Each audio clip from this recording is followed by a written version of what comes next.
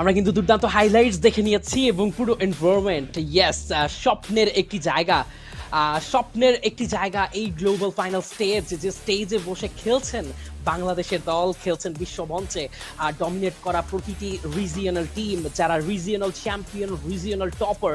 এবং আজকের এই স্টেজে কিন্তু আমরা ওয়ানদেরকেও দেখতে পাচ্ছি, দে আর সুপার এক্সাইটেড, সুপার চিল। পারফরমেন্স যেমনই হোক না কেন তারা ব্যালেন্স করতে পারছেন। মোভিস্টার R7 এই টিমটাকে নিয়ে কি বলবে আর কিউকে আসলে থামিয়ে দেওয়ার পরে RDH কামব্যাক কিং অবশ্যই আমি এই দলটাকে বলতে চাইবো, কারণ যেভাবে কামব্যাক করেছে তারা। না RDH একটা ব্যাপার দেখো, নেক্সট গেম অ্যালপাইনে তো হবেই ফর শিওর, বাট আসলে যেটাই হোক না কেন অল দ্য টাইম যারাই ডমিনেট করতে যাচ্ছে মোভিস্টার R7 তাদের জন্যই যেন কার্ভস হয়ে যাচ্ছে ব্রো। Y always মোভিস্টার R7? সবগুলো দলকে দমিয়ে, মানে যাদেরকে তারা দেখছে যে না এই টিমটা আমাদের থেকে হয়তোবা একটু